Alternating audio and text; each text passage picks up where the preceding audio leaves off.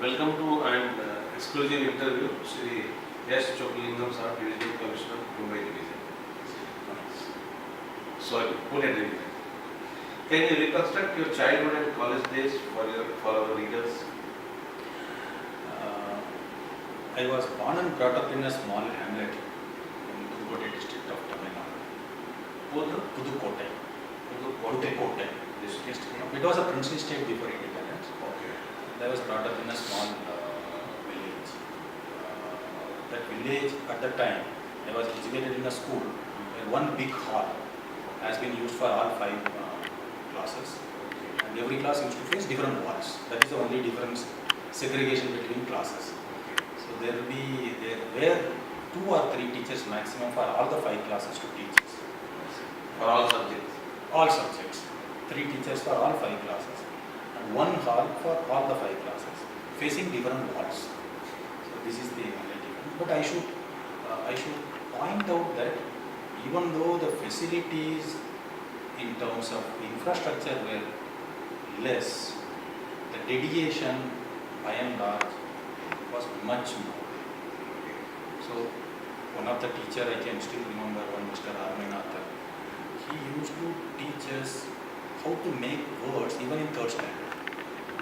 If you spell a word from the word of spell, if you pronounce a word, how to make spelling out of the pronunciation itself. So this he taught us from those days.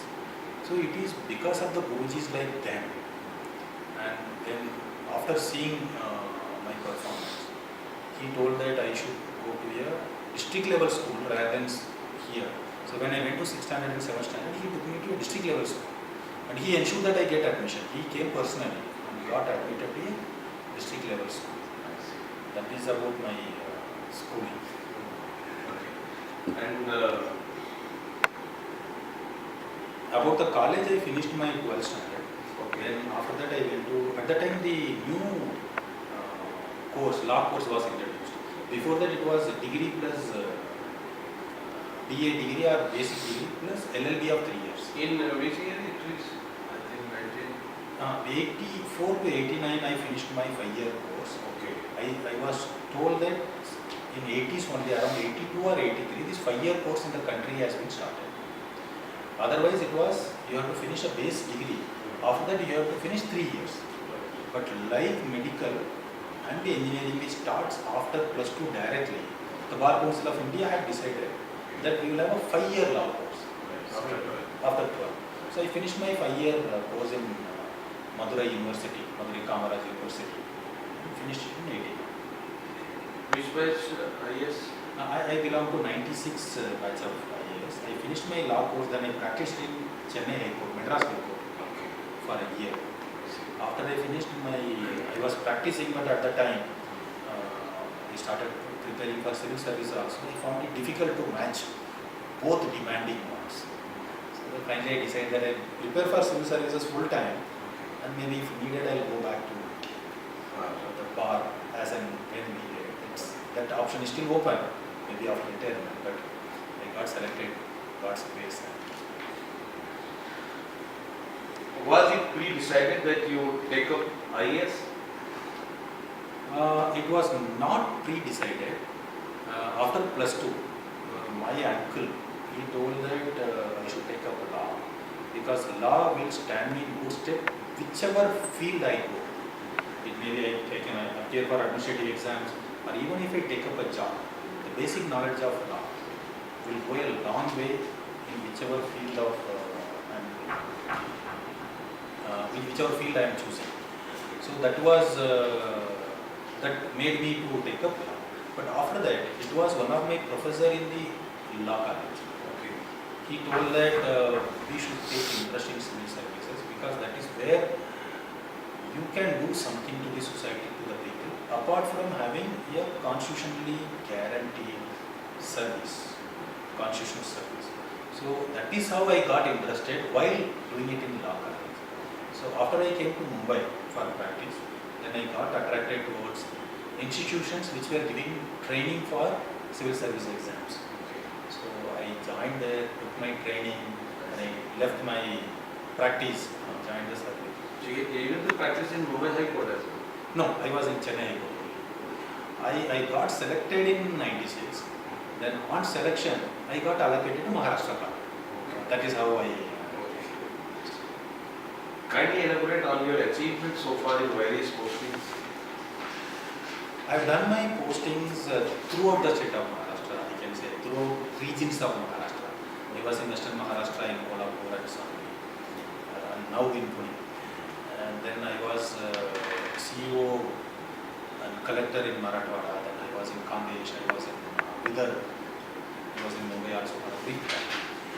But what is rememberable is that the job satisfaction I got from working in the district called Nandurbar, which is earlier part of Dhule, It was really memorable because it was a newly created district and it contained mostly tribals. So normally people feel that if you are getting posted to tribal area, so it's a backward area, you are sent there, something like that. But I found that these are the places where the people need the government more than other places. If you are in an urban area, maybe you will get education service by paying something to some good schools, or maybe health service it may be available in other places also. The basic services, maybe you will purchase bottles of 20 liters of water, but these are the places where basic services have to be provided by government. So in the 2 years I worked in the Nandurbar, it was really a very satisfying experience. There were talukas where no primary health center existed with a concrete roof. Why I am mentioning concrete roof? Without concrete roof, you cannot operate an operation theatre. So on the one hand, people used to say that tribal families are always big, they want to bear more children. But I found that tribals coming and taking a recommendation letter from Jilla Parishad members to get them operated on priority for family planning operation. This is a contradiction I found. People are ready, but we were not able to provide. So we took a drive. Within 2 years, we got 5 primary health centers construction. So basically, tribal areas have one problem of land being not available for public purpose, because it's either tribal land or a forest land. Getting forest land for any purpose was very difficult. Now it is little comparatively easier. So I used to go to the villages saying that, see, I am bringing a primary health center for you. One of you donate the land, otherwise I will give this primary health center to another village, you decide. The choice is yours. I used to say and go to the next village. Before I return back in the evening, they will stop my car, saying that, nice sir, we are having the land, please start a primary health center here. So when they are challenged that they can get a service, if they are also coming for it. So really satisfying experience. And I used to see tribal women walking maybe tens of kilometers to bring water. Then they told us, sir, this is a hilly terrain, so we are not able to carry the rigs of borewell machines. Then I asked the people, they told that, sir, हम लोग रास्ता करके दे देंगे आपको. You want one-time road, bring the rig, make the road, temporary roads. They did that. They did the roads. They put one tractor in the front, one tractor in the back to push the rig also to that place. So within a year, we cleared nearly 100 borewells in the tribal blocks of Dalgaon. The satisfaction is that they celebrate their Holi on Diwali. That is a big thing. So then they told, when I went there, they don't recognize the name. They told that, देखो, पानी दिया ना उसे. That is a satisfaction you get finally. Yes, of course. So I really enjoyed hosting. Lot of works in Nandurbar. And others, if you wanted to quote some other places. The other place is that really the other most memorable posting was coming to the state level. I was holding the post of IG registration, which is looking after registration of documents and collection of stamp duty. We made dramatic changes in this both stamp duty collection and registration, and we are still the leaders in the country even today. Today in Maharashtra, you can sit at home and register a document. Online, full registration. Not all type of documents, but the document related to Leave-On license. means basically you are giving your house on rental basis. For that purpose, you need not come, provided you have Aadhaar. Again, we are the first one in the country to make practical use of Aadhaar for their own purpose. So far, Aadhaar being used to check beneficiary schemes, Right. like whether you are genuine for getting a ration at airport. So people always look down, it is for checking our genuineness. But we were the first one to introduce that you sit at home, you need not come to a sub-registrar office to register, and you can finish up. So we started stamp duty collection, we introduced e-payment. Telgi scam happened mainly in Maharashtra. We went into everything. I ended up writing a small book on that. How to improve the stamp duty collection. I will just check where it is available. Yeah. Yeah, this one. Just a display first, then This is the book I ended up writing. Oh, nice. So we analyzed why the stamp paper was introduced. British people were very intelligent. They wanted the modern prepaid card in those days.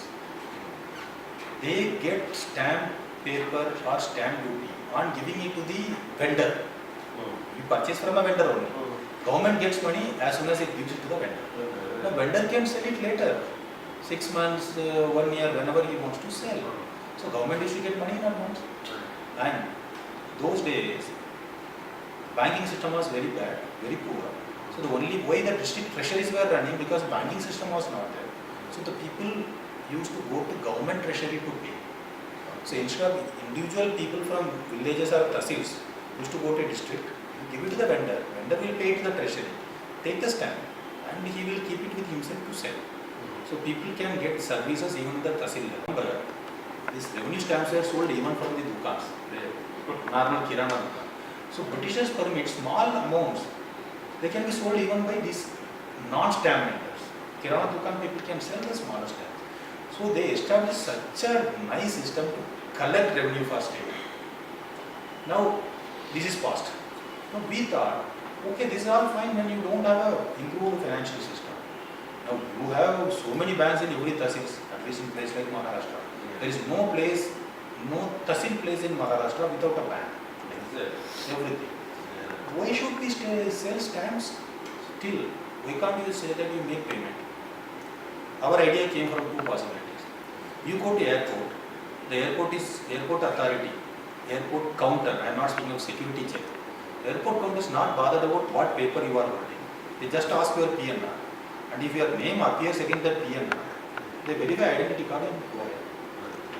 You go to the railway station, the TT checks whether your name appears with the PNR or not. No, he is not worried whether your ticket is genuine or not. If the name is not appearing, he will say that no, I am not worried about the ticket you are holding. Mera chart mein nahi. This is nothing but they are checking their databases. So we introduce the same concept. Sit at home, make online payment, come with a number, say that I have paid. I will verify with my database whether your money has reached. Then and then only the registration software will proceed. We close the loop completely, eliminating the need for verification of the stamps whether they are genuine or not. Now, I check whether the money has been received by me, I go ahead. This is what we have done. But there are certain instances where these documents do not come for checking. For example, you are an employer, or you have an employer-employee agreement. It doesn't get registered, but still you have to use a stamp paper. Right. Now, who is going to check the payment? So for this, we introduce a new concept. It is an invention called secured bank and treasury receipt. This is a marriage of security features of stamp paper with e-payment printer on that. So Cabinet of Maharashtra sanctioned that, and we are using it now widely. We collect, registration office collects 20,000 crores per annum, and 99% of that is through e-payment. The another thing we modified, I told about registration. registration we look into each and everything and modify. For example, if you are going to passport, data entry mistakes are avoided because you are asked to do data entry. Right. They say that you do your data entry, then they take the time. We told them, why can't we use it here also? That you enter seller purchaser name. Come with a 11-digit number, I have entered the data, I will just include the data. This has become a win-win situation for all of us because my data entry time is reduced. So turnover of people in my office has gone up. Yeah. People are happy because they need not wait while my data And entry. they don't need any agent or anything. Definitely they can. Most important, Corruption also is stopped in that case. no errors. Right. Otherwise you commit an error, you come back again. So that one we introduced. Second thing, we found that some frauds are happening.